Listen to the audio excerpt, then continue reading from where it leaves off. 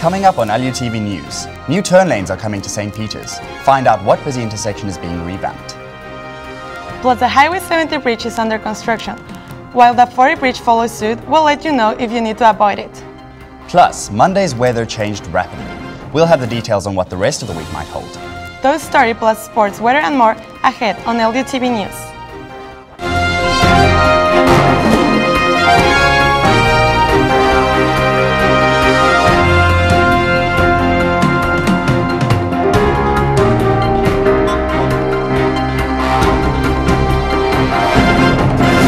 Welcome to this edition of Lutv News. I'm Gustav Gropp. And I'm Julieta Ratzinger.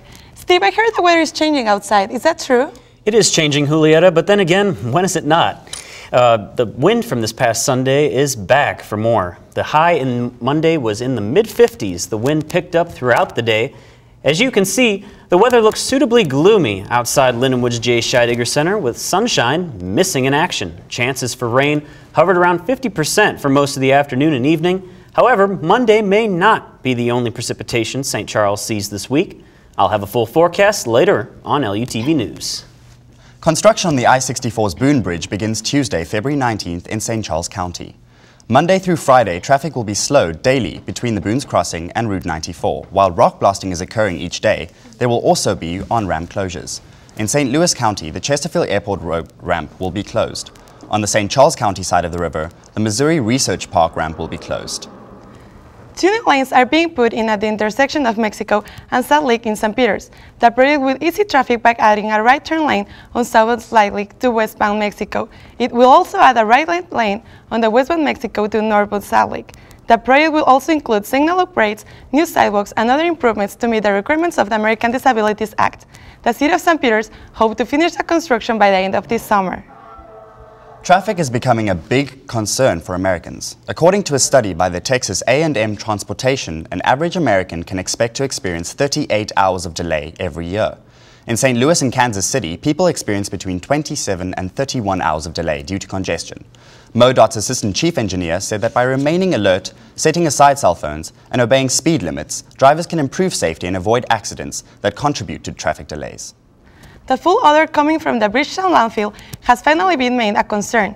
Friday, the Department of Natural Resources released a summary of air samples taken from the landfill that conclude that the air concentration is not harmful to public health. The landfill has been emitting an odor that has released concern among environmental groups. One sample, however, had a benzene concentration above safe levels. Landfill operator Republic Services says it's spending millions of dollars to address the problem. If spinach is in your daily diet, you may want to pay close attention. Taylor Farms Retail of Salinas, California has issued a recall on 3 types of spinach that could potentially be contaminated with E. coli. Those affected are 5-ounce Marketside Organic, 5-ounce Simply Truth Organic, and 16-ounce Taylor Farms Organic. If you have consumed any of these products, you are urged to contact your healthcare provider immediately. And a fellow man suspected of murder has been caught. Terry Culberson was apprehended by the U.S. Marshal's Office in February 15. The U.S. Marshal found Culberson in Love County, Oklahoma. Culberson is charged with first-degree murder in the death of Dorothy Hall, 55, of Haiti, Missouri. The Fallon Police Department say that they appreciate the help from the U.S. Marshal's Office. One of Lindenwood University's coaches is facing assault charges. Kyle Friesenhahn, Lindenwood's head diving coach, was arrested February 3rd for driving on the wrong way on the Interstate 70.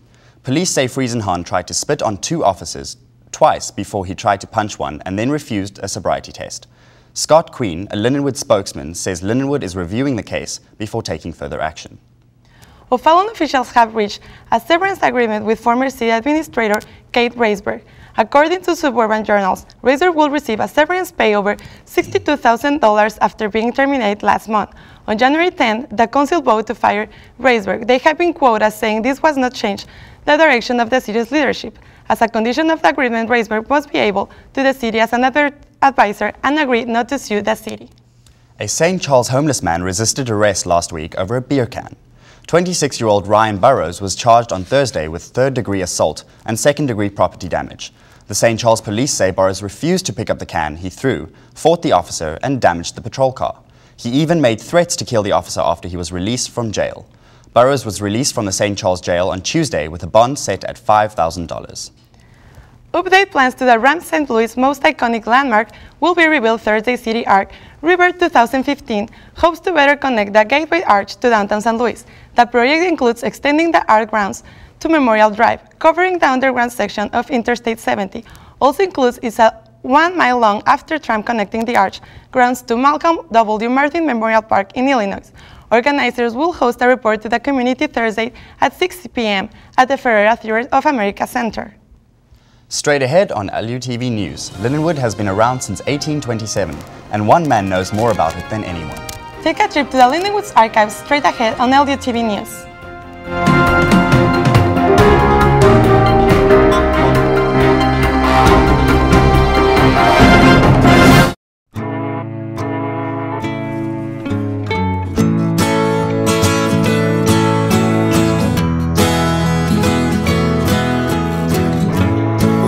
Son, tell him that I've begun to dream of things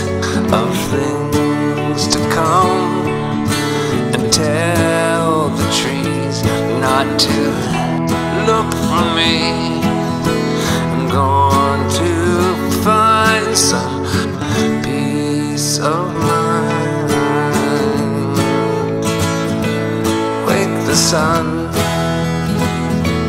wake the sun, wake the sun, wake the sun.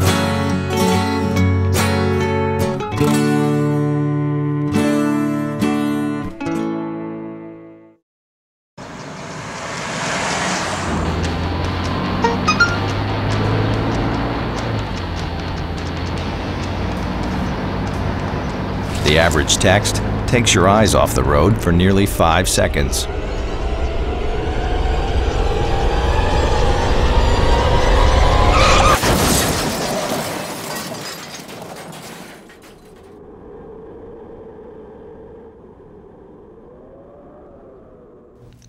Lindenwood University students will enjoy a day off from classes this Wednesday, learning to serve those around them. The purpose of Sibley Day is to offer students opportunities in community service. This year's theme is You Got Served. Students will be able to explore volunteer and internship opportunities. Over 35 events are scheduled. For more information on the scheduled events and community service fair, visit lindenwood.edu. Each year, Lutv does a special Sibley Day newscast. We'll see you on Wednesday with more. The Lindenwood University archives house documents that date back to the 13th century. Liz Emily Beck ventured into the Lindenwood's archives to show us some hidden treasures. Lindenwood archives are home to about 800 linear feet of historic records.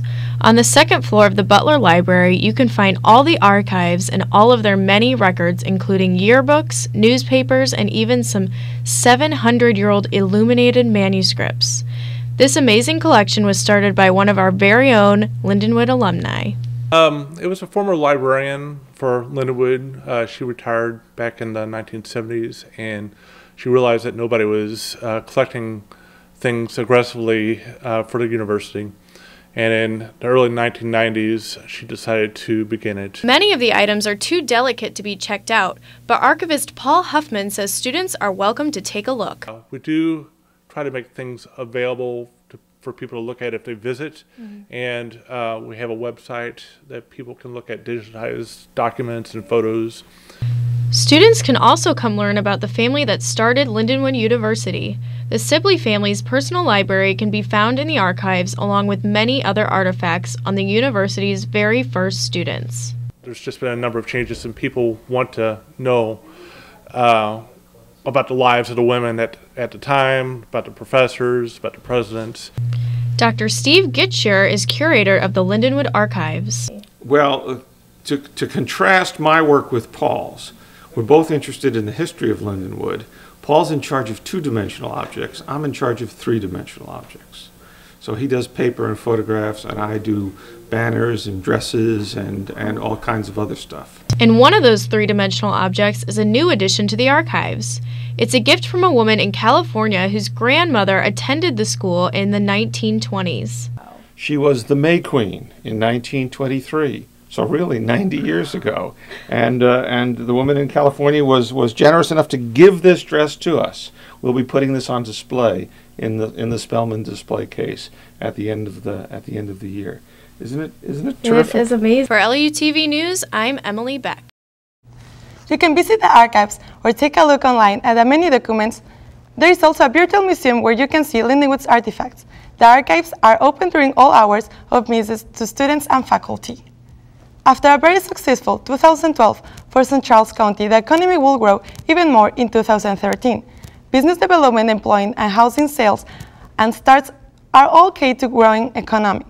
Last year, St. Charles County improved in all of those areas. Several companies such as LMI, Aerospace, and General Motors expanded. Unemployment dropped from 6.6% in December 2011 to 5.3% in December 2012. House built and sold also increased in 2012. The American rock band returns to Maryland Heights again this summer to support its recent album release. Dave Matthews Band released Away from the World this past September. This was their newest album since 2009. The concert will take place at Verizon Wireless Amphitheater on July 10th. Ticket sales to the general public will begin on March 22nd. For more information on concert dates, visit davematthewsband.com. Earlier, LUTV's Steve Kornfeld told us the weather has been changing outside. Steve, what does the 5-day forecast look like? We have colder temperatures and a chance of precipitation to look forward to later this week. I'll have the specifics on what we can expect after the break.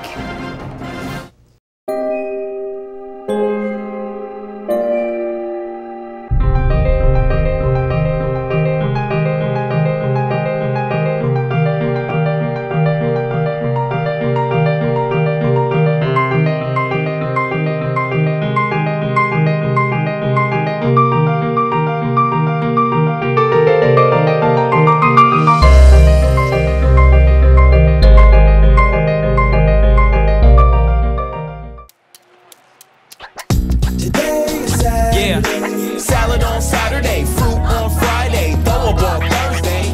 Water Wednesday, touch your toes Tuesday. Let's move Monday, swap us next Sunday. 60 minutes of physical activity a day and eating well can help get your child healthy. So keep them active and eating well every day. Get ideas, get involved, get going at letsmove.gov. That's letsmove.gov. Monday's temperatures hit an unexpected high, but passing rain showers will quickly put them in check. As you can see from the weather map, a line of precipitation stretching from Iowa to Louisiana is flowing through the Midwest. Missouri will not be immune from this rain, and resulting cold fronts will drop the highs back to the 30s. To see what else is in store, let's now take a look at the 5-day forecast. The rest of Monday will likely see rain with a low of 26 degrees. Tuesday and Wednesday will both be partly cloudy with highs in the mid-30s each day. Thursday, brace yourselves for a wintry mix. There will be a 70% chance for snow showers that evening. However, Friday, we will round out the work week with mostly cloudy skies. Temperatures will boost back up into the low 40s as we transition into the weekend. Monday's rapid weather change will not last long, but neither should the snow we may see later on. That's all for weather. How are those Lindenwood Lions faring in sports, Alex? Well, the Lions competed in their final home game this season. Was that team able to send out their seniors on a positive note? I'll have that story and more up next in sports.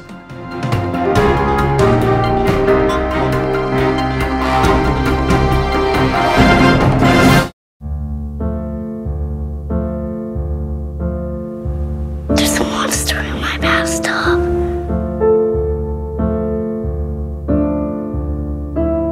There's one on the couch.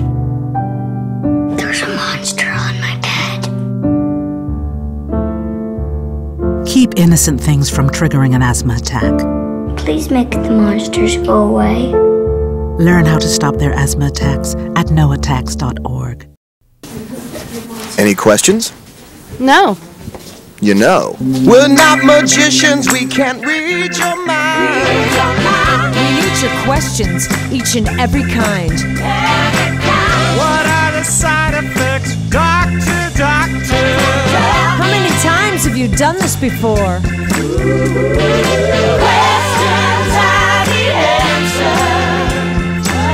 Will this react with my other medicine? Hey! lasts even for. You have the power to say what's on your mind. We need your questions, each and every kind. Questions are the answer. Questions are the answer.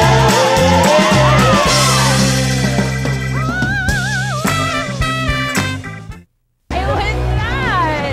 It was like.